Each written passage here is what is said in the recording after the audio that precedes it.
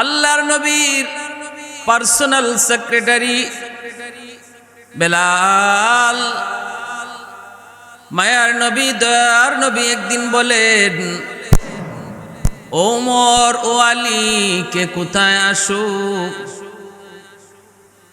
আমার বেলাল এখনো বিয়ে করে নাই, বেলালের বিয়ের কাজটা এখনো বাকি,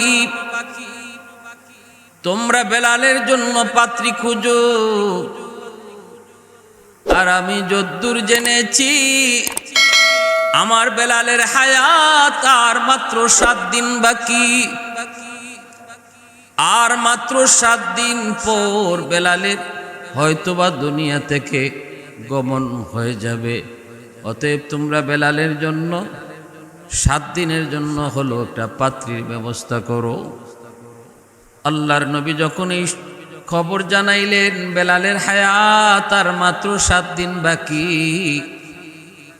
ওমর রাদিয়াল্লাহু তাআলা আনহু, আলী রাদিয়াল্লাহু তাআলা আনহু দুজন বের হয়ে গেলেন। তালাশ করে করে যেখানে যায় বিয়ের প্রস্তাব দেন। বেলালের কথা শোনা মাত্রই তারা সানন্দে রাজি হয়ে যায়, খুশি খুশি রাজি হয়ে যায়। বলে বেলালের কাছে যদি আমার উপযুক্ত মেয়েকে বিয়ে দিতে পারি তাহলে সেটা ভাগ্য। আমার নবীর এত মায়ার সাহাবী, আমার নবীর পার্সোনাল সেক্রেটারি, নবীজির কাছে কেউ যদি দেখা করতে হতো বেলালের পারমিশন ছাড়া দেখা করা সম্ভব হতো না। ওমর আলী মানুষের কাছে যান, তালাশ করেন, যেই বেলালের কথা শুনে সেই খুশি হয়ে যায়, খুশি খুশি বিয়েতে রাজি। কিন্তু ওমর সাথে সাথে বলেন, ভাইরে আপনি তো আপনার মেয়ের বিয়েতে রাজি, কিন্তু বেলালের হায়াত আর মাত্র 7 দিন বাকি। মায়ার নবীকে আল্লাহ পাক জানায় দিছেন 7 দিন মাত্র বেলালের হায়াত বাকি। এই কথা বলা মাত্রই কোন মেয়ের বাবাই তখন আর রাজি হয় না। কেমন করে রাজি হবে? এটা তো রাজি হওয়ার কথাও না। সাফ সাফ জানায় দেয়, না তাহলে আমি রাজি না। 7 দিন পরে আমার মেয়েটা বিধবা হয়ে যাবে, স্বামী হারা হয়ে যাবে। কেমন করে আমার মেয়ে বাকি জীবন কাটাবে? না না, আমি বিয়েতে রাজি না। ওমর আলী তালাশ করে করে খুঁজেন, রাজি হয় প্রথমে বেলালের নাম শোনা মাত্রই, কিন্তু হায়াত আর বাকি 7 দিন। এই খবর শুনলি আর কেউ রাজি হয় না। খুঁজতে খুঁজতে তারা একটা বাগানের ভিতর দিয়ে চলে গেলেন একটা অরণ্য জঙ্গলের দিকে। যা দেখতে পেলেন লোকালয়হীন একটা জঙ্গলের ভিতরে একটা ঝুপড়ি, সেখানে একটা সুন্দর ঘর। একজন মানুষ বাগানের ফল কুড়াইতেছে। যাইয়া তারে সালাম দিলেন, দিয়া বলেন, ভাই আমরা আপনার কাছে এসেছি।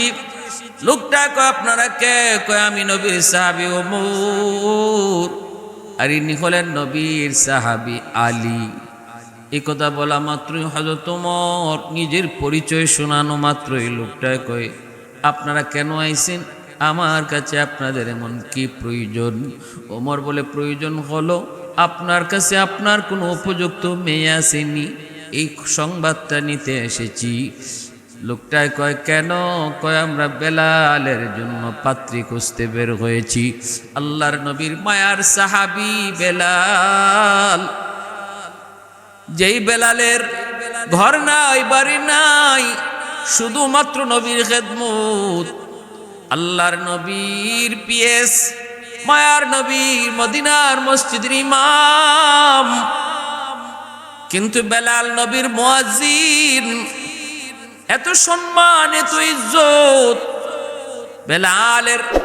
আবু বকর সিদ্দিক রাদিয়াল্লাহু তাআলা আনহু, হযরত ওমর ফারুক রাদিয়াল্লাহু তাআলা আনহুর মতো এত বড় বড় জলিলুল কদর সাহাবীগণ বেলালের পারমিশন নিয়ে নবীর সঙ্গে দেখা করতে হতো। এতটা ইজ্জত, এতটা সম্মান আল্লাহ বাড়ায় দিচ্ছেন। যেই মাত্র বেলালের জন্য বিয়ের প্রস্তাব দেয়, কন্যার বাবা পাত্রীর বাবার সাথে রাতে রাজি হয়। এত ভাগ্যের ব্যাপার, এত ভাগ্যের ব্যাপার। কিন্তু উমর এই বিষয়টা তিনি জানায় দিলেন, বেলালের হায়াত কিন্তু আর মাত্র 7 দিন বাকি। 7 দিনের জন্য বেলাল বিয়ে করবে। আল্লাহর নবী কথা জানাইছেন, আল্লাহ নবীরই জানাইছেন। এরপরও নবী আমাদেরকে পাঠাইছেন বেলালকে বিয়ে করানোর জন্য, পাত্রী খোঁজার জন্য। আপনি কি এই কথা শোনার পরও রাজি আছেন কিনা? মদিনার কেউ রাজি হয় না, কোন মেয়ের বাবাই রাজি হয় নাই।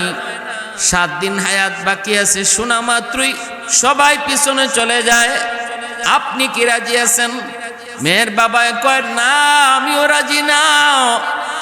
আমি একজন মেয়ের বাবা, দরদি বাবা। পৃথিবীতে এমন কোনো বাবা থাকার কথা না যেই বাবা শুনবে তার মেয়ের জামাতা মাত্র তার হায়াত বাকি 3 দিন, মাত্র তার হায়াত বাকি 7 দিন। এই অবস্থায় কেউ বিয়ে দেওয়ার কথা না। কিন্তু শরীয়তের বিধান দেখেন, তারা কিন্তু সাফ সাফ জানিয়ে দিছেন ছেলের কি দোষ আছে, ছেলের কি গুণ আছে, সবই কিন্তু প্রকাশ করেছেন। এখানে লুকালুকি নাই, শরীয়তের বিধানও তাই, লুকানোর কিছু নাই। শারীরিক কোনো যদি ক্ষতি থাকে, এরকম ভাবে যদি কোনো অসুবিধা থাকে, এগুলা তারা জানায় দিতে হয়। এটাই হলো শরীয়তের বিধান। আলী রাদিয়াল্লাহু তাআলা আনহু, হযরত ওমর ফারুক রাদিয়াল্লাহু তাআলা আনহু, তারা কিন্তু পরিষ্কার জানিয়ে দিয়েছেন, সাফ সাফ জানিয়ে দিয়েছেন, হ্যাঁ আমরা আপনার এই বিয়ের প্রস্তাবে রাজি হয়েছেন, কিন্তু এই কথা জানেন কিনা জানি না, বেলালের হায়াত কিন্তু আর মাত্র 7 দিন বাকি। মেয়ের বাবা কয় আমিও রাজি না, আমিও রাজি না। তারা চলে আসবেন, নিরুপায় হয়ে অসহায় হয়ে চলে আসবেন। ওই অবস্থায় মেয়েটা ভিতর থেকে আওয়াজগুলি শুনলো, মেয়েটা ভিতর থেকে কথাগুলি শুনলো। মেয়েটা তখন বাবাকে ডাক দেয়া কয় বাবা আপনি ভিতরে আসেন। বাবাকে ভিতরে নিয়ে মেয়েটা তখন বলতেছে আব্বু আমি সব কথা শুনেছি, আমি ওমরের কথা শুনেছি, আলীর কথাও শুনেছি, বেলালের জন্য তারা পাত্রী খুঁজতে বের হয়েছে তাও শুনেছি, 7 দিন হায়াত আছে বেলালের এই কথাও আমি শুনেছি বাবা। কেউ বেলালের কাছে বিয়ে দিতে রাজি হয় না, 7 দিন হায়াত বাকি আছে এই কথাটা শুনলে কেউ দেওয়ার কথাও না। কিন্তু বাবা গো, যেহেতু আমার নবী দয়ার নবী সরওয়ারে কায়নাত বেলালের হায়াত 7 দিন বাকি আছে এটা জানার পরেও বেলালের জন্য পাত্রী খুঁজতে বের করেছেন, অতএব এর ভিতরে অবশ্যই মঙ্গল, এর ভিতরে অবশ্যই কামিয়াবি আছে। আমি আমার নবীর প্রতিটা কথাকে ইয়াকিন করি, বিশ্বাস করি। নবীকে আমি আমার জানের চেয়েও বেশি ভালোবাসি।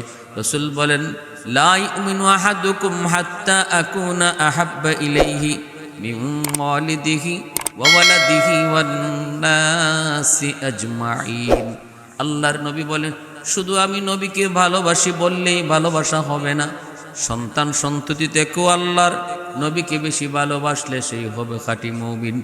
বাপ মার চেয়েও আল্লাহকে যদি কেউ বেশি, নবীকে কেউ বেশি ভালোবাসে তবেই সে খাঁটি মুমিন।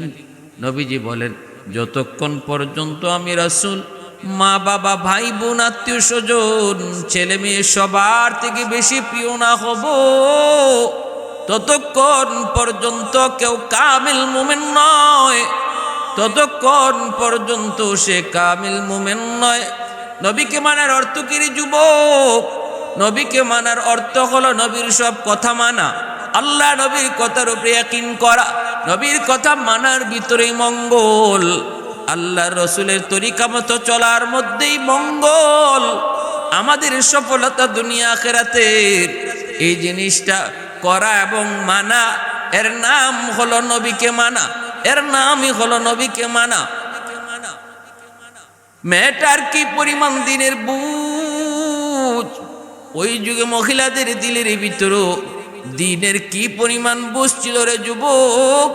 ও আল্লাহর বান্দিরা একটু খেয়াল করে শোনো, তোমরা এই যুগের নারী, তারাও ছিল নবীর যুগের নারী, তারাও কিন্তু মুসলমান, আর আমি আর তুমিও মুসলমান। আল্লাহর নবীর কথার মধ্যে, নবীর কথা মানার মধ্যে মঙ্গল কামিয়াবি কি পরিমাণ ইয়াকিন ছিল এই বিষয়ের উপর মেয়েটা ভালো করে জানতেছে। তার আগে হবু স্বামী মাত্র 7 দিন হায়াত, মাত্র 7 দিন হায়াত আছে।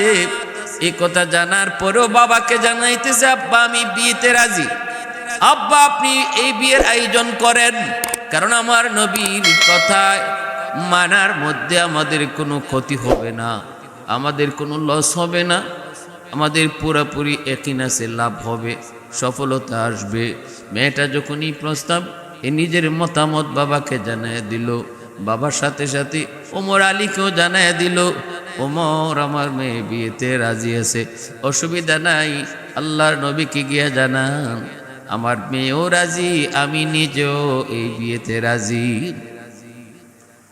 বেলালের সাথে মেয়েটার বিয়ে হয়ে গেল। বিয়ে হওয়ার পর বাসরাতে বেলাল জিজ্ঞেস করেন, আপনি কেমন করে রাজি হলেন গো? আপনি কি জানেন না আমার হায়াত মাত্র 7 দিন বাকি? এই 7 দিনের জন্য আপনি আমার কাছে কেন বিয়ে বসলেন? আল্লাহর বান্দি জবাব দেয়, আল্লাহর বান্দি জবাব দেয়, আমার আল্লাহর নবী তিনি ভালো জানেন, ভালো বুঝেন, আল্লাহ নবীর কথা মানার ভিতরে মঙ্গল। 7 দিনের জন্য বেলালে বিয়ে করবে, এই বিয়েতে যদি কামিয়াবি না আসতো, এই বিয়ের মধ্যে যদি ক্ষতি থাকতো, নবীজি কখনো আপনার জন্য পাত্রী খুঁজতে বের করতেন না, আদেশ দিতেন না।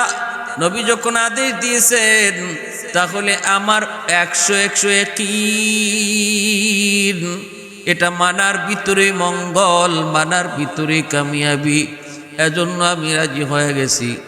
এই কথা বইলা বেলাল শুকরিয়া আদায় করলেন আল্লাহর দরবারে।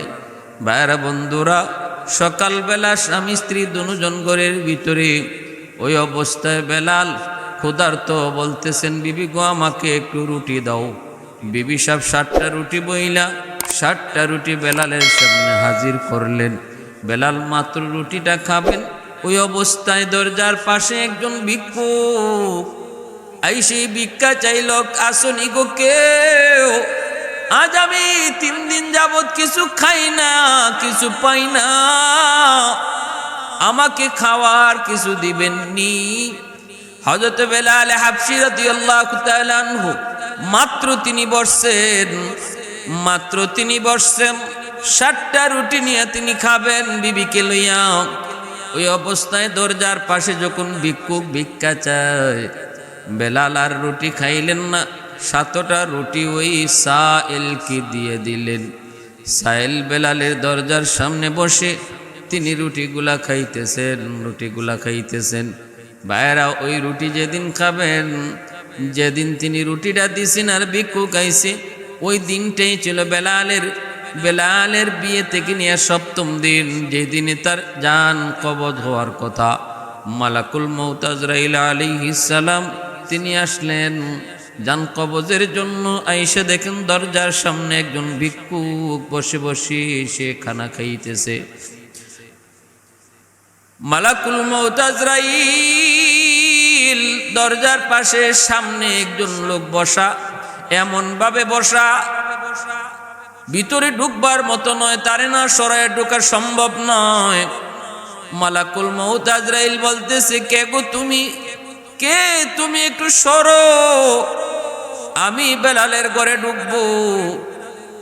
কিন্তু ইনি বলতেছেন না, আপনি কি জানেন না কারো খানা খাওয়ার সময় ডিস্টার্ব করে ঠিক না, আপনি কেন আমার এই কথা বলেন? খানা খাওয়া শেষ হোক, এরপরে আপনার কথা যা শুনবো জবাব পারলে দিব, খানা খাওয়ার ভিতরে কোনো অসুবিধা দিবেন না, ডিস্টার্ব করবেন না। মালাকুল মউত আজরাইল তো বাক আল্লাহর কাছে জানতে চান, মালিক আপনি তো বেলালের রূহ কবজের জন্য তার ঘরে ঢুকতে বললেন, কিন্তু ঢোকার তো সম্ভব না। একজন ভিক্ষুক তো তার দরজার পাশে বসে বসে রুটি খায়। আমি তারে শর্তে বলি, কিন্তু সে কথাই শুনে না। আল্লাহ এখন কি করব?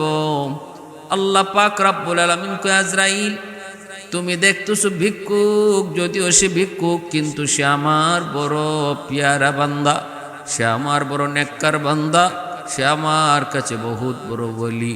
সাবধান, তুমি তার সাথে বেয়াদবি করবা না। এরে আজরাইল, আমার ওই নেককার প্রিয় বান্দা, সে যা বলবে তুমি তাই করবা, কারণ সে আমার কাছে এত প্রিয়, সে যা চায় আমি আল্লাহ তাই কবুল করে নেই, কারণ সে হলো মুস্তাজাবুদ দাওয়া। उल्फत में तेरी वैसी ने दंदान को तूरा,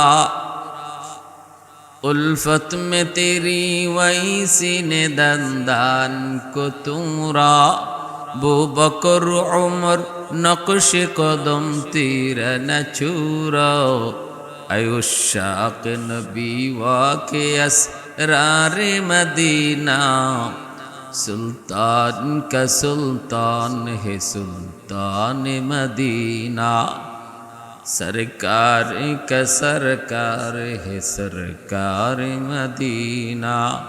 अल्लाह ने मक्का ही में ये काबा बनाया, इस काबा का काबा तेरी मरकद को बनाया।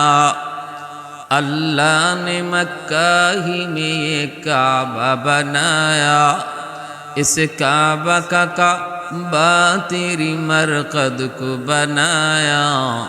ऐसा लम्हा जी चले जा राह मदीना, सुल्तान का सुल्तान है सुल्तान मदीना, सरकार का सरकार है सरकार मदीना, गुलजार का गुलजार है गुलजार मदीना। अल्लाह पाक को जिब्राइल সাবধান সাবধান, আমার ওই পেয়ারা বান্দার সাথে বেয়াদবি কইরো না। তারে জিগাও সে কি চায়, সে যা চাইবো আমি তাই কবুল করব। মালাকুল মউত আজরাইল আইসা বলতেছে, ও আল্লাহর পেয়ারা বান্দা, আপনি কি চান আপনি বলেন, কি চান আপনি বলেন। আপনি যা চাইবেন আল্লাহ তাই কবুল করবে।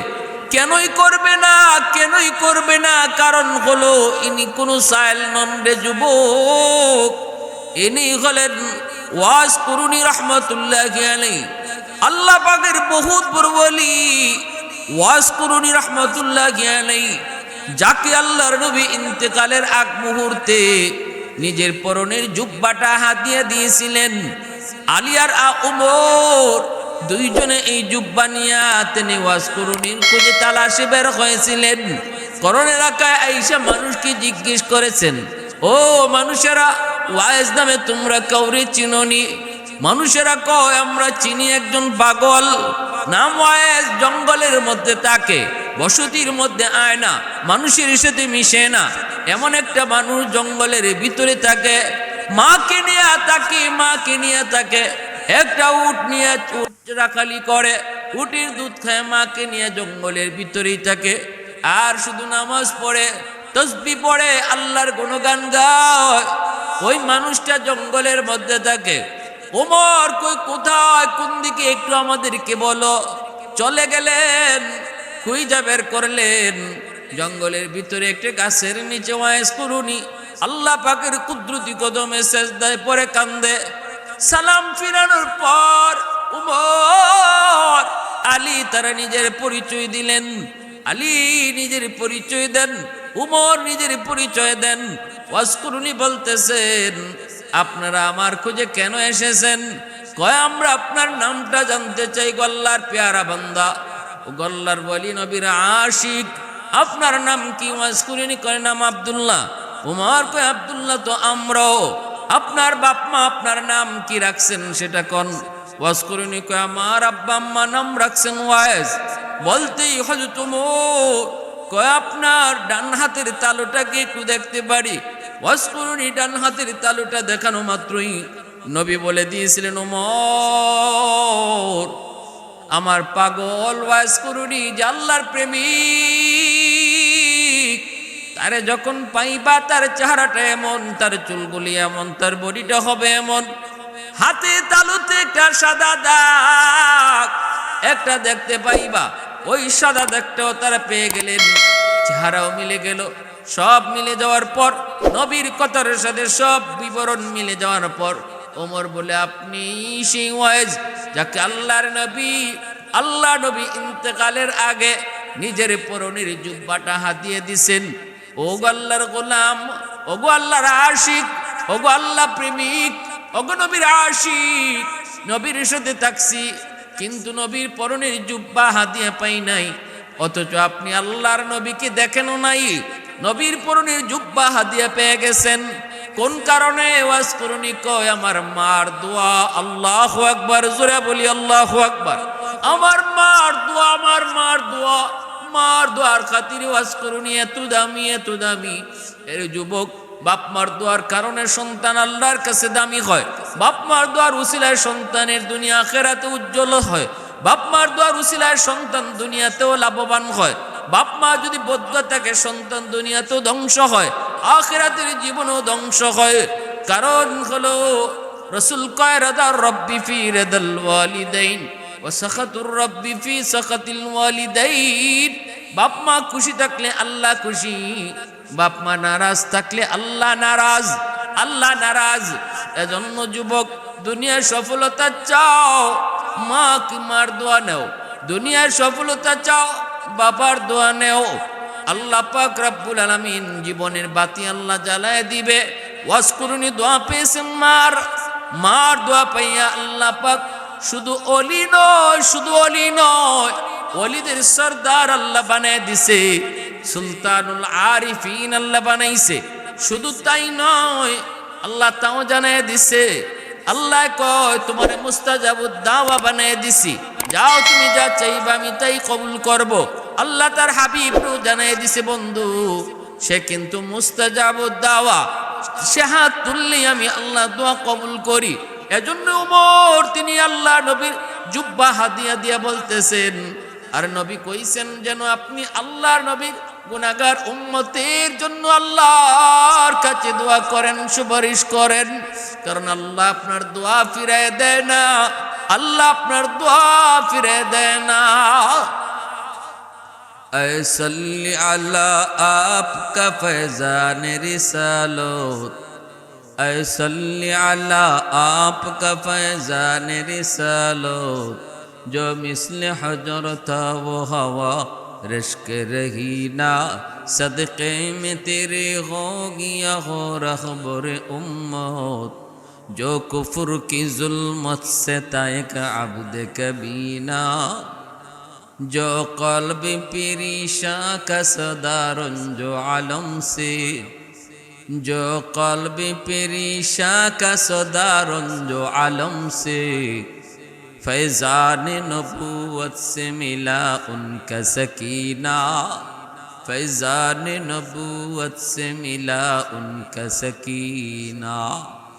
ভাইরা বন্ধুরা, জন্য বলতেছিলাম ওয়াজকুরুনির মতো এত বড় আল্লাহর ওলি বেলাল হাবশির দরজার পাশে বইসা ভিক্ষুকের মতো 7টা রুটি খাইলেন। মালাকুল মউত আজরাইল যখন আবার আয়া জিজ্ঞেস করেন, ওগো আল্লাহর পেয়ারা বান্দা কি চান আপনি বলেন, আপনি যা চাইবেন আল্লাহ তাই কবুল করবে। সাথে সাথে ওয়াজকুরুনি কয়, বেলাল আমাকে 7টা রুটি খাওয়াইছে, আল্লাহ একের বদলা 10 দেয়। মান জাআ বিল হাসানাতি ফালাহু আশরু আমসালিহা। আমি 7 বছর হায়াত বৃদ্ধি চাই না, একে 10 যদি হয় 70। আমি বেলালের জন্য আল্লাহর কাছে 70 বছরের হায়াত বৃদ্ধির দোয়া করি। মালাকুল মউত আজরাইল কয়, আল্লাহর বান্দা এটা কেমনে সম্ভব? আল্লাহ তো আমারে পাঠাইছে বেলালের রূহ কবজ করার জন্য, জান কবজ করার জন্য। ওয়াজকুরুনি কয় এত কিছু বুঝি না, যদি বেলালের আরো 70 বছর হায়াত বৃদ্ধি করা না হয়, আমি আমরণ তার দরজার পাশে দাঁড়ায় থাকবো, দরজার পাশে বসা থাকবো। কোন পথে আপনি ঢুকবেন, ঢুকতে দেব না। মালাকুল মউত আজরাইল কে আল্লাহ ডাক দিয়ে কয়, আজরাইল আমার পেয়ারা বান্দা ওয়াজকুরুনি যা কইছে আমি আল্লাহর কাছে তা মঞ্জুর, জানায় দাও আমি বেলালের হায়াত আরো 70 বছর বৃদ্ধি করে দিয়েছি।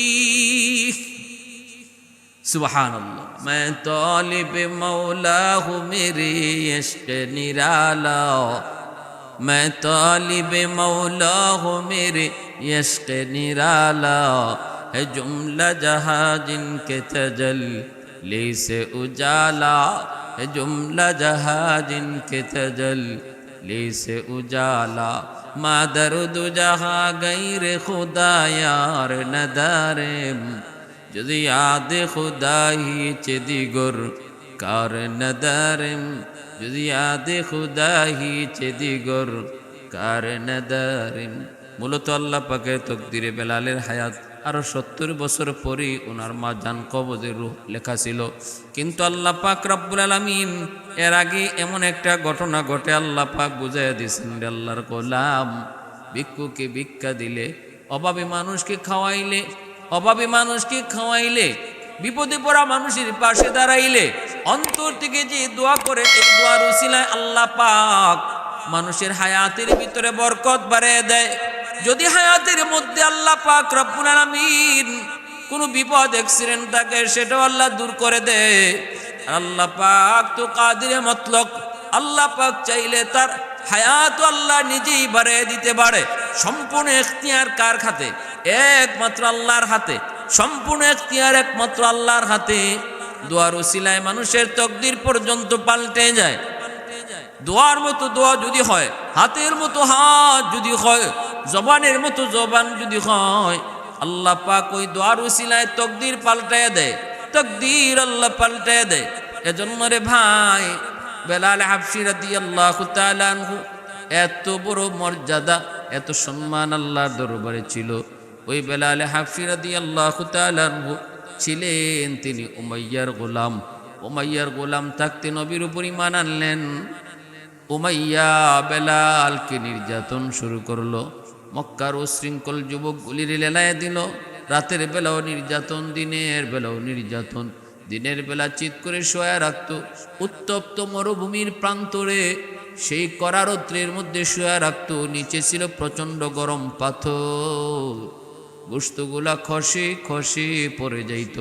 সে আহত শরীরে আবার রাতের বেলা ব্যর্থাঘাত করত। এত নির্যাতন, এত নির্যাতন বেলালের উপর।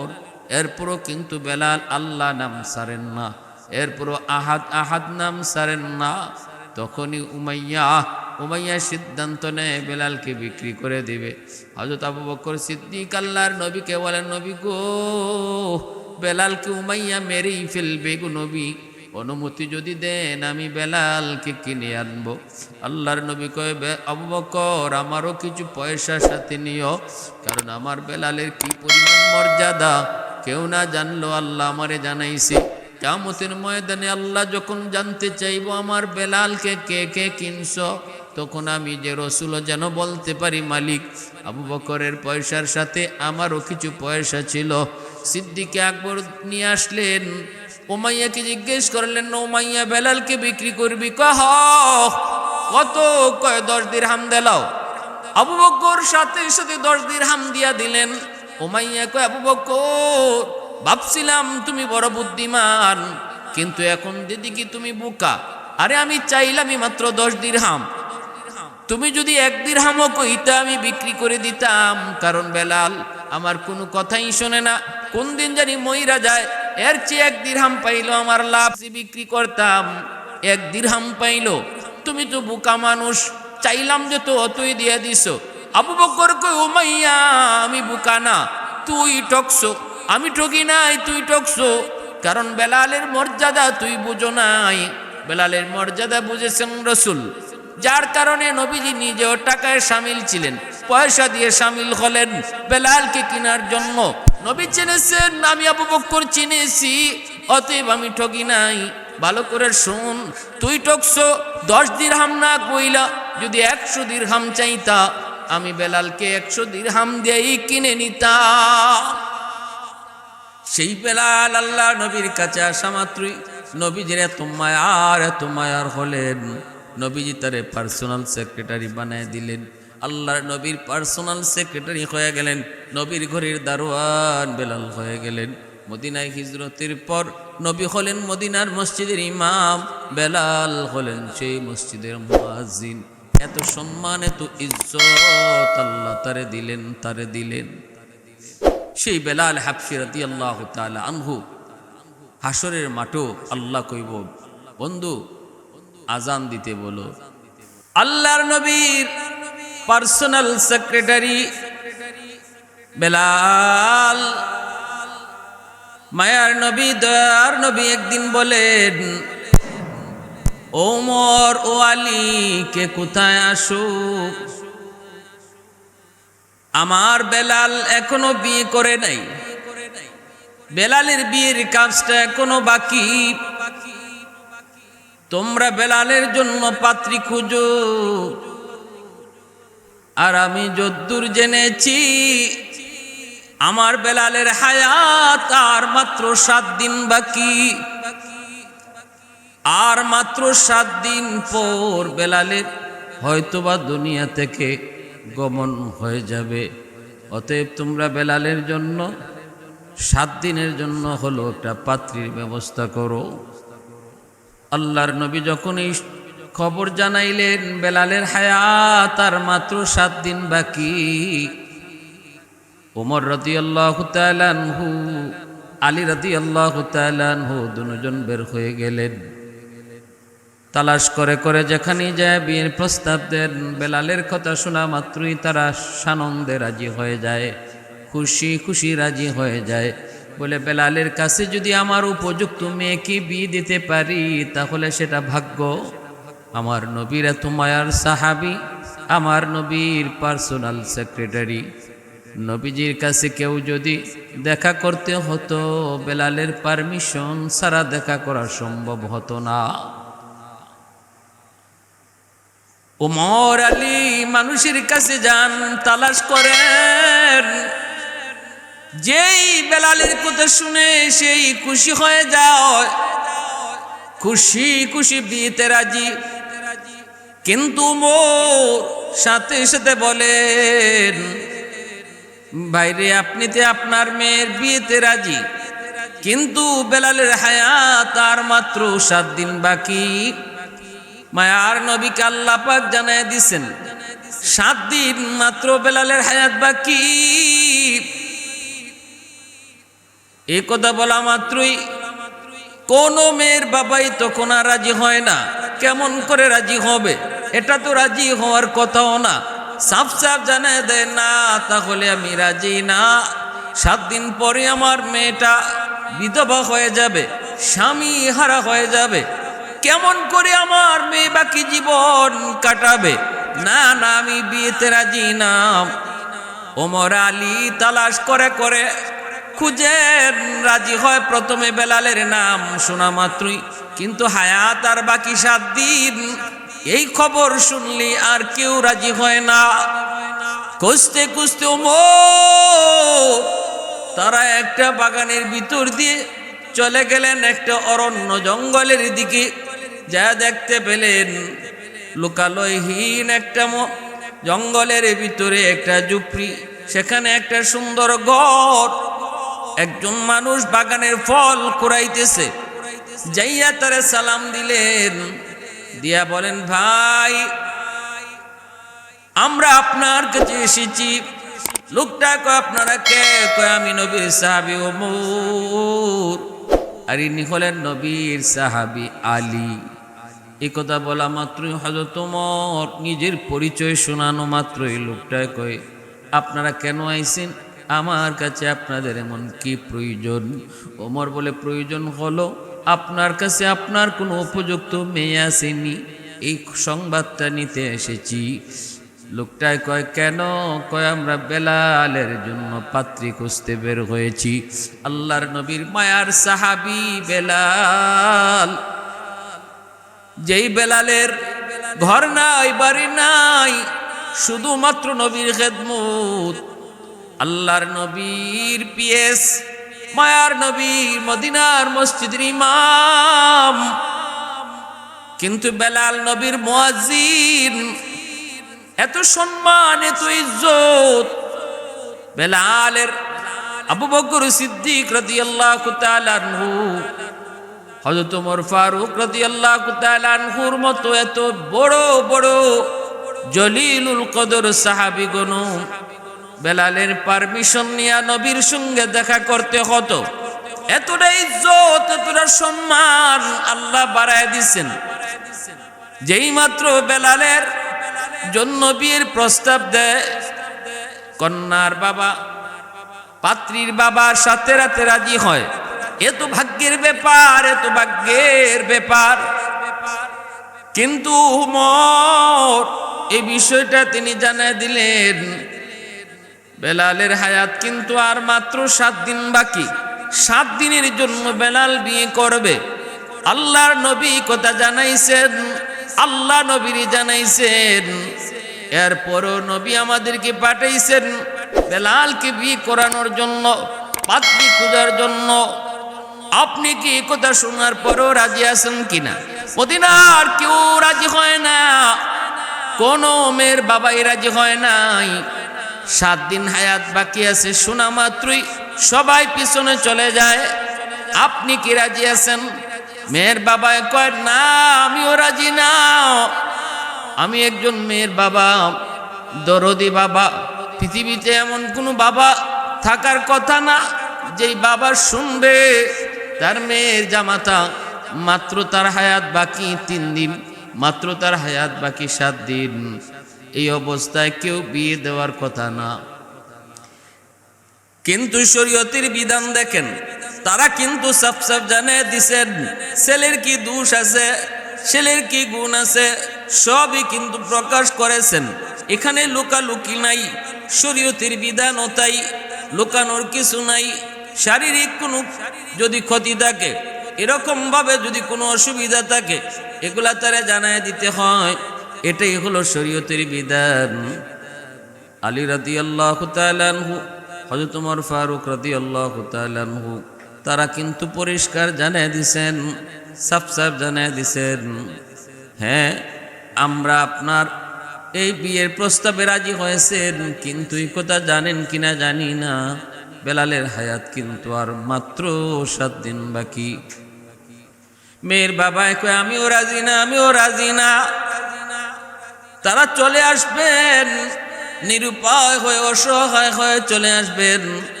ওই অবস্থায় মেয়েটা ভিতর থেকে আওয়াজগুলি শুনলো, মেয়েটা ভিতর থেকে কথাগুলি শুনলো। মেয়েটা তখন বাবাকে ডাক দিয়ে কয় বাবা আপনি ভিতরে আসেন। বাবাকে ভিতরে নিয়ে মেয়েটা তখন বলতেছে আব্বু আমি সব কথা শুনেছি, আমি ওমরের কথা শুনেছি, আলীর কথাও শুনেছি, বেলালের জন্য তারা পাত্রী খুঁজতে বের হয়েছে তাও শুনেছি, 7 দিন হায়াত আছে বেলালের, এই কথাও আমি শুনেছি বাবা। কেউ বেলালের কাছে বিয়ে দিতে রাজি হয় না, 7 দিন হায়াত বাকি আছে, এই কথাটা শুনলে কেউ দেওয়ার কথাও না। কিন্তু বাবা গো, যেহেতু আমার নবী দয়ার নবী সরওয়ারে কায়নাত বেলালের হায়াত 7 দিন বাকি আছে এটা জানার পরেও বেলালের জন্য পাত্রী খুঁজতে বের করেছেন। অতএব এর ভিতরে অবশ্যই মঙ্গল, এর ভিতরে অবশ্যই কামিয়াবি আছে। আমি আমার নবীর প্রতিটা কথাকে ইয়াকিন করি, বিশ্বাস করি। নবীকে আমি আমার জানের চেয়েও বেশি ভালোবাসি। রাসূল বলেন লা ইউমিনু আহাদুকুম হাত্তা আকুনা আহাব্বা ইলাইহি মিন ওয়ালিদিহি ওয়া ওয়ালাদিহি ওয়ান নাসি আজমাইন। আল্লাহর নবী বলেন শুধু আমি নবীকে ভালোবাসি বললেই ভালোবাসা হবে না, সন্তান সন্ততি থেকেও আল্লাহর নবীকে বেশি ভালোবাসলে সেই হবে খাঁটি মুমিন। বাপ মার চেয়েও আল্লাহকে যদি কেউ বেশি, নবীকে কেউ বেশি ভালোবাসে তবেই সে খাঁটি মুমিন। নবীজি বলেন যতক্ষণ পর্যন্ত আমি রাসূল মা বাবা ভাই বোন আত্মীয় স্বজন ছেলে মেয়ে সবার থেকে বেশি প্রিয় না হব, ততক্ষণ পর্যন্ত কেউ কামিল মুমিন নয়, ততক্ষণ পর্যন্ত সে কামিল মুমিন নয়। নবীকে মানার অর্থ কি রে যুবক? নবীকে মানার অর্থ হলো নবীর সব কথা মানা, আল্লাহ নবীর কথার উপরে ইয়াকিন করা, নবীর কথা মানার ভিতরেই মঙ্গল, আল্লাহ রসুলের তরিকা মতো চলার মধ্যেই মঙ্গল, আমাদের সফলতা দুনিয়া আখিরাতের। এই জিনিসটা করা এবং মানা, এর নাম হলো নবীকে মানা, এর নামই হলো নবীকে মানা। মেয়েটার কি পরিমাণ দিনের বুঝ, ওই যুগে মহিলাদের দিলের ভিতরে দিনের কি পরিমাণ বুঝ ছিল রে যুবক। ও আল্লাহর বান্দিরা, একটু খেয়াল করে শোনো, তোমরা এই যুগের নারী, তারাও ছিল নবীর যুগের নারী, তারাও কিন্তু মুসলমান, আর আমি আর তুমিও মুসলমান। আল্লাহ নবীর কথার মধ্যে, নবীর কথা মানার মধ্যে মঙ্গল কামিয়াবি কি পরিমাণ ইয়াকিন ছিল এই বিষয়ের উপর মেয়েটা ভালো করে জানতেছে। তার আগত হবু স্বামী মাত্র 7 দিন হায়াত, মাত্র 7 দিন হায়াত আছে। এই কথা জানার পরেও বাবাকে জানাইতেছে, আব্বা আমি বিয়েতে রাজি, আব্বা আপনি এই বিয়ের আয়োজন করেন, কারণ আমার নবীর কথা মানার মধ্যে আমাদের কোনো ক্ষতি হবে না, আমাদের কোনো লস হবে না, আমাদের পুরোপুরি ইয়াকিন আছে লাভ হবে, সফলতা আসবে। মেয়েটা যখন এই প্রস্তাব নিজের মতামত বাবাকে জানায় দিল, বাবার সাথে সাথে ওমর আলীকেও জানায় দিল, ওমর আমার মেয়ে বিয়েতে রাজি আছে, অসুবিধা নাই, আল্লাহর নবীকে গিয়া জানান আমার মেয়েও রাজি, আমি নিজেও এই বিয়েতে রাজি। বেলালের সাথে মেয়েটার বিয়ে হয়ে গেল। বিয়ে হওয়ার পর বাসরাতে বেলাল জিজ্ঞেস করেন, আপনি কেমন করে রাজি হলেন গো?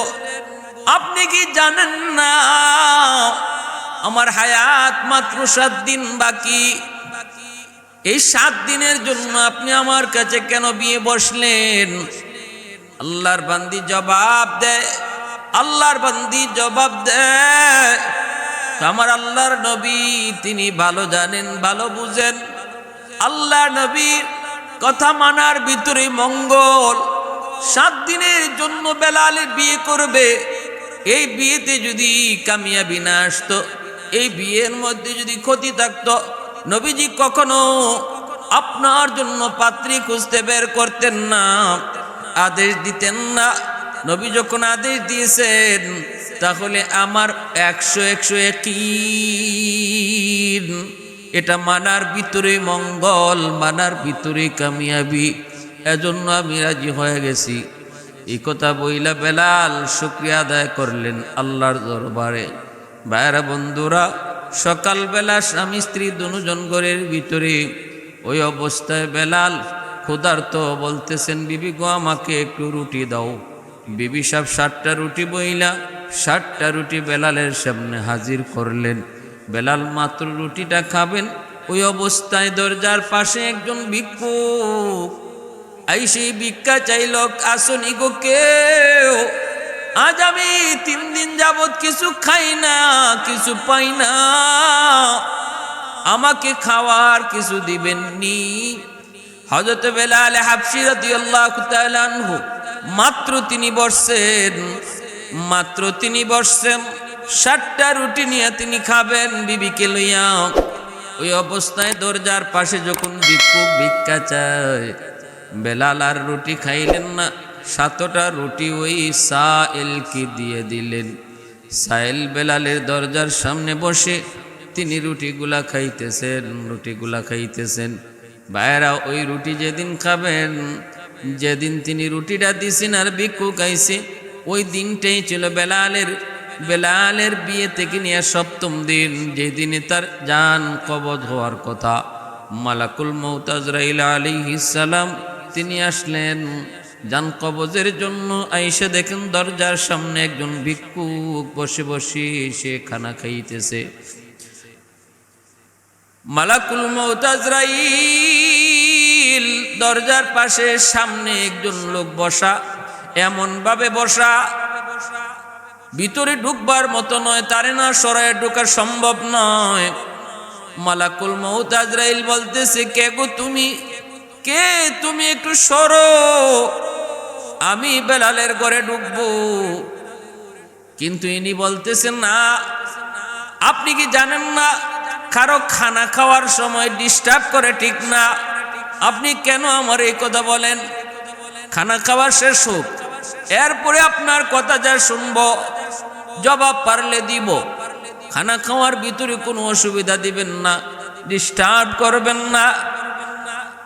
মালাকুল মউত আজরাইল তো বাক আল্লাহর কাছে জানতে চান, মালিক আপনি তো বেলালের রূহ কবজের জন্য তার ঘরে ঢুকতে বললেন, কিন্তু ঢুকার তো সম্ভব না। একজন ভিক্ষুক তো তার দরজার পাশে বসে বসে রুটি খায়, আমি তারে শর্তে বলি কিন্তু সে কথাই শুনে না। আল্লাহ এখন কি করব? আল্লাহ পাক রব্বুল আলামিন কয়, আজরাইল তুমি দেখতেছো ভিক্ষুক, যদিও সে ভিক্ষুক কিন্তু সে আমার বড় পিয়ারা বান্দা, সে আমার বড় নেককার বান্দা, সে আমার কাছে বহুত বড় বলি। সাবধান, তুমি তার সাথে বেয়াদবি করবা না। এরে আজরাইল, আমার ওই নেককার প্রিয় বান্দা, সে যা বলবে তুমি তাই করবা, কারণ সে আমার কাছে এত প্রিয়, সে যা চায় আমি আল্লাহ তাই কবুল করে নেই, কারণ সে হলো মুস্তাজাবুদ দাওয়া। उल्फत में तेरी वैसी ने दंदान को तूरा, उल्फत में तेरी वैसी ने दंदान को तूरा, बू बकर उमर नक्श कदम तेरा न छूरा, आयुष्शाक नबी वाके असरार मदीना, सुल्तान का सुल्तान है सुल्तान मदीना, सरकार का सरकार है सरकार मदीना। अल्लाह ने मक्का ही में ये काबा बनाया, इस काबा का काबा तेरी मरकद को बनाया।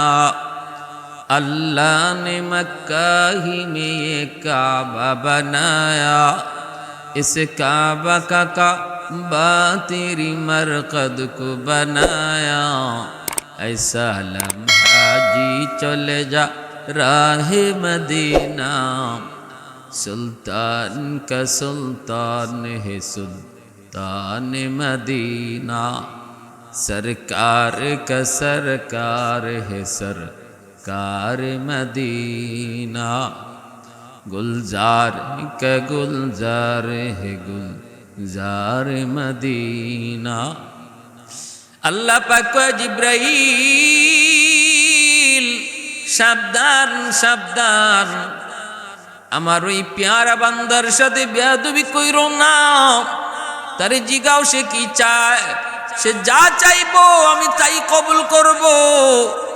মালাকুল মউত আজরাইল আইসা বলতেছে, ও আল্লাহর পেয়ারা বান্দা, আপনি কি চান আপনি বলেন, কি চান আপনি বলেন। আপনি যা চাইবেন আল্লাহ তাই কবুল করবে। কেনই করবে না, কেনই করবে না? কারণ হলো ইনি কোনো সাইল নন রে যুবক, ইনি হলেন ওয়াজ কুরুনি রহমতুল্লাহি আলাইহি, আল্লাহ পাকের বহুত বড় ওলি ওয়াজ কুরুনি রহমতুল্লাহি আলাইহি, যাকে আল্লাহর নবী ইন্তেকালের আগ মুহূর্তে নিজের পরনের জুব্বাটা হাতিয়ে দিয়েছিলেন। আলী আর উমর দুইজনে এই জুব্বা নিয়ে তিনি ওয়াজ কুরুনির খুঁজে তালাশে বের হয়েছিলেন। করোনা এলাকায় আইসা মানুষকে জিজ্ঞেস করেছেন, ও মানুষেরা, ওয়াইজ নামে তোমরা কাউরে চিনোনি? মানুষেরা কয়, আমরা চিনি একজন পাগল, নাম ওয়াইজ, জঙ্গলের মধ্যে থাকে, বসতির মধ্যে আয় না, মানুষের সাথে মিশে না, এমন একটা মানুষ জঙ্গলের ভিতরে থাকে, মাকে নিয়ে থাকে, মাকে নিয়ে থাকে, একটা উট নিয়ে উট রাখালি করে, উটের দুধ খায়, মাকে নিয়ে জঙ্গলের ভিতরেই থাকে। আর শুধু নামাজ পড়ে তসবিহ পড়ে আল্লাহর গুণগান গায়, ওই মানুষটা জঙ্গলের মধ্যে থাকে। ওমর কই কোথায়, কোন দিকে একটু আমাদেরকে বলো। চলে গেলেন, খুঁজা বের করলেন জঙ্গলের ভিতরে একটা গাছের নিচে ওয়াইজ করুনি আল্লাহ পাকের কুদরতি কদমে সেজদায় পড়ে কান্দে। সালাম ফিরানোর পর উমর আলী তারা নিজের পরিচয় দিলেন। আলী নিজের পরিচয় দেন, উমর নিজের পরিচয় দেন। ওয়াজকুরুনি বলতেছেন, আপনারা আমার খোঁজে কেন এসেছেন? কয় আমরা আপনার নামটা জানতে চাই, গল্লার পেয়ারা বান্দা, ও গল্লার বলি নবীর আশিক, আপনার নাম কি? ওয়াজকুরুনি কয় নাম আব্দুল্লাহ।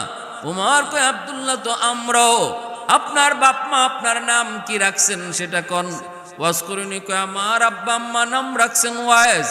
বলতেই হযরত ওমর কয় আপনার ডান হাতের তালুটাকে একটু দেখতে পারি? ওয়াজকুরুনি ডান হাতের তালুটা দেখানো মাত্রই নবী বলে দিয়েছিলেন, ওমর আমার পাগল ওয়াজকুরুনি যে আল্লাহর প্রেমিক, তারে যখন পাইবা তার চেহারাটা এমন, তার চুলগুলি এমন, তার বডিটা হবে এমন। হাতে তালুতে একটা সাদা দাগ একটা দেখতে পাইবা, ওই সাদা দাগটাও তারা পেয়ে গেলেন, চেহারাও মিলে গেল। সব মিলে যাওয়ার পর নবীর কথার সাথে সব বিবরণ মিলে যাওয়ার পর ওমর বলে, আপনি সেই ওয়াইজ যাকে আল্লাহর নবী, আল্লাহ নবী ইন্তেকালের আগে নিজের পরনের জুব্বাটা হাতিয়ে দিছেন।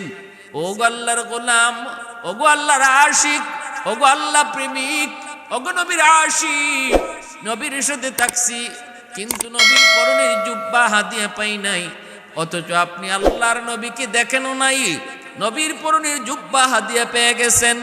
কোন কারণে? ওয়াজকুরুনি কয় আমার মার দোয়া। আল্লাহু আকবার, জোরে বলি আল্লাহু আকবার।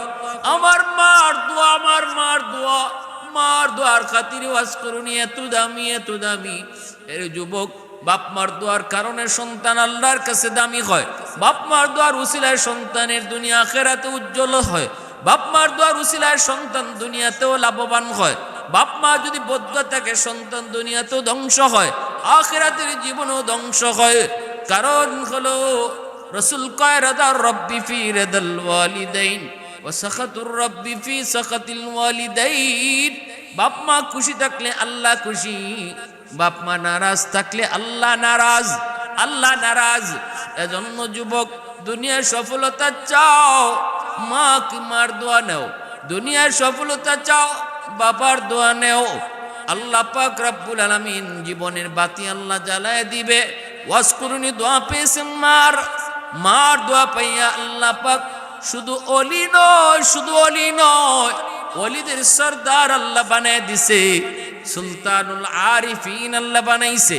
শুধু তাই নয়, আল্লাহ তাও জানায় দিছে, আল্লাহ কয় তোমারে মুস্তাজাবুদ দাওয়া বানায় দিছি, যাও তুমি যা চাইবা আমি তাই কবুল করব। আল্লাহ তার হাবিবরু জানায় দিছে, বন্ধু সে কিন্তু মুস্তাজাবুদ দাওয়া, সে হাত তুললেই আমি আল্লাহ দোয়া কবুল করি। এজন্য ওমর তিনি আল্লাহ নবীর জুব্বা হাদিয়া দিয়া বলতেছেন, আর নবী কইছেন যেন আপনি আল্লাহর নবীর গুনাহগার উম্মতের জন্য আল্লাহর কাছে দোয়া করেন, সুপারিশ করেন। কারণ আল্লাহ আপনার দোয়া ফিরায় দেয় না, আল্লাহ আপনার দোয়া ফিরায় দেয় না। ऐ सल्ली अला आपका फैज़ान रिसालत, ऐ सल्ली अला आपका फैज़ान रिसालत, जो मिस्ल हजर था वो हवा रिश्क रही ना, सदक़े में तेरे हो गया हो रहबर उम्मत, जो कुफ्र की जुल्मत से तायक अब्द कबीना, जो क़ल्ब परीशा का सदारन जो आलम से, जो क़ल्ब परीशा का सदारन जो आलम से, फैज़ान नबूवत से मिला उनका सकीना, फैज़ान नबूवत से मिला उनका सकीना। বাইরা বন্ধুরা জন্য বলতেছিলাম, ওয়াজকুরুনির মতো এত বড় আল্লাহর ওলি, বেলাল হাবশির দরজার পাশে বইসা ভিক্ষুকের মতো 7টা রুটি খাইলেন। মালাকুল মউত আজরাইল যখন আবার আয়া জিজ্ঞেস করেন, ওগো আল্লাহর পেয়ারা বান্দা, কি চান আপনি বলেন, আপনি যা চাইবেন আল্লাহ তাই কবুল করবে। সাথে সাথে ওয়াজ করুনি কয়, বেলাল আমাকে 7টা রুটি খাওয়াইছে, আল্লাহ একের বদলা 10 দেয়। মান জাআ বিল হাসানাতি ফালাহু আশরু আমসালিহা। আমি 7 বছর হায়াত বৃদ্ধি চাই না, একে 10 যদি হয় 70। আমি বেলালের জন্য আল্লাহর কাছে 70 বছরের হায়াত বৃদ্ধির দোয়া করি। মালাকুল মউত আজরাইল কয়, আল্লাহর বান্দা এটা কেমনে সম্ভব? আল্লাহ তো আমারে পাঠাইছে বেলালের রূহ কবজ করার জন্য, জান কবজ করার জন্য। ওয়াজ করুনি কয়, এত কিছু বুঝি না, যদি বেলালের আরো 70 বছর হায়াত বৃদ্ধি করা না হয়, আমি আমরণ তার দরজার পাশে দাঁড়ায় থাকবো, দরজার পাশে বসা থাকবো। কোন পথে আপনি ঢুকবেন, ঢুকতে দেব না।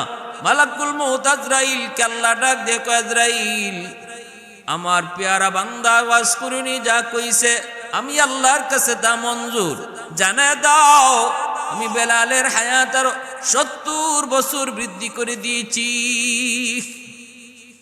সুবহানাল্লাহ। मैं तालिब मौला हूँ मेरे इश्क निराला, मैं तालिब मौला हूँ मेरे इश्क निराला, है जुमला जहाँ जिनके तजल्ली से उजाला, है जुमला जहाँ जिनके तजल्ली से उजाला, मादर दो जहाँ गैर खुदा यार नदारेम, যদি याद खुदा ही चेदिगुर कार नदारिम, যদি याद खुदा ही चेदिगुर कार नदारिम। মূলত আল্লাহ পাকের তকদিরে বেলালের হায়াত আরো 70 বছর পরে ওনার মা জান কবজের রূহ লেখা ছিল। কিন্তু আল্লাহ পাক রব্বুল আলামিন এর আগে এমন একটা ঘটনা ঘটে আল্লাহ পাক বুঝাইয়া দিয়েছেন, আল্লাহর গোলাম ভিক্ষুকে ভিক্ষা দিলে, অভাবী মানুষকে খাওয়াইলে, অভাবী মানুষকে খাওয়াইলে, বিপদে পড়া মানুষের পাশে দাঁড়াইলে, অন্তর থেকে যে দোয়া করে, এই দোয়ার উসিলায় আল্লাহ পাক মানুষের হায়াতের ভিতরে বরকত বাড়িয়ে দেয়। যদি হায়াতের মধ্যে আল্লাহ পাক রব্বুল আলামিন কোনো বিপদ অ্যাক্সিডেন্ট থাকে, সেটাও আল্লাহ দূর করে দেয়। আল্লাহ পাক তো কাদিরে মতলক, আল্লাহ পাক চাইলে তার হায়াত আল্লাহ নিজেই বাড়িয়ে দিতে পারে। সম্পূর্ণ এখতিয়ার কার হাতে? একমাত্র আল্লাহর হাতে। সম্পূর্ণ এখতিয়ার একমাত্র আল্লাহর হাতে। দোয়ার উসিলায় মানুষের তকদির পর্যন্ত পাল্টে যায়। দোয়ার মতো দোয়া যদি হয়, হাতের মতো হাত যদি হয়, জবানের মতো জবান যদি হয়, আল্লাহ পাক ওই দোয়ার উসিলায় তকদির পাল্টায় দেয়, তকদির আল্লাহ পাল্টায় দেয়। এজন্য রে ভাই, বেলাল হাবশী রাদিয়াল্লাহু তাআলা আনহু এত বড় মর্যাদা, এত সম্মান আল্লাহর দরবারে ছিল। ওই বেলাল হাবশী রাদিয়াল্লাহু তাআলা আনহু ছিলেন তিনি উমাইয়ার গোলাম। উমাইয়ার গোলাম থাকতে নবীর উপর ঈমান আনলেন। উমাইয়া বেলালকে নির্যাতন শুরু করলো। মক্কার উশৃঙ্খল যুবকগুলির লেলায় দিল। রাতের বেলাও নির্যাতন, দিনের বেলাও নির্যাতন। দিনের বেলা চিৎ করে শোয়া রাখত। উত্তপ্ত মরুভূমির প্রান্তরে সেই করারত্রের মধ্যে শোয়া রাখত। নিচে ছিল প্রচণ্ড গরম পাথর, গোশতগুলা খসে খসে পড়ে যাইত। সে আহত শরীরে আবার রাতের বেলা ব্যর্থাঘাত করত।